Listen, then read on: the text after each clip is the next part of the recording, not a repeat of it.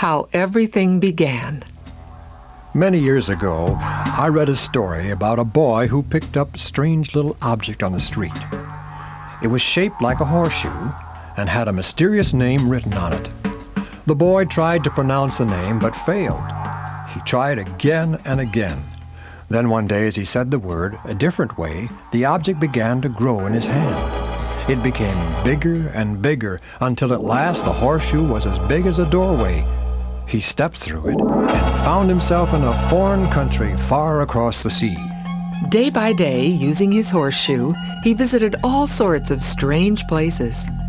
Then he thought he would like to see how people lived long ago. So as he whispered the magic word to the horseshoe, he said he would like to visit Rome in the days of the Caesars. And presto, there he was. Of course, it was only a made-up story, but it does give us an idea.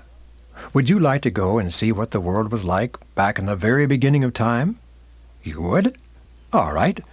Let's imagine that there is an archway through which we can pass and travel back across the years. Steady now. Careful. Now we're going through it. Everything around us is fading away. Chairs, table, carpet, radio set are all disappearing. Faces are growing dim. Lights are going out. It is getting darker and darker. Swiftly we speed back across the years. It's like being in a rocket plane. We streak over hundreds and thousands of years in a moment, past the time when Jesus lived on earth, past the time of David, past the time of Abraham, past the time of Noah, past the time of Adam. Oh dear, how dark it is. We can't see anything. All about us, it is pitch black. Not a glimmer of light anywhere. Not the tiniest candle, not the faintest star, only darkness and night. But we can hear something. It is the swishing, gurgling sound that water makes, just as we have heard it many a time at the seaside or when boating on a lake. Water and darkness. As the Bible says, darkness was upon the face of the deep. Of a sudden we realize we are not alone. Somebody is here. We know it. We feel it. Amid the darkness, the emptiness, the loneliness, God is here. The Spirit of God is moving upon the face of the waters. God is looking upon the world He has created, planning what He will do with it. Suddenly, from somewhere, we cannot tell where, we hear a voice. Musical, strong, resonant, unlike any voice we've heard before. It commands the darkness to give place to light.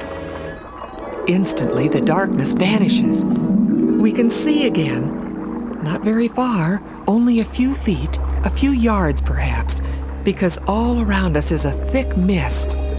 But how wonderful is the light after the dark.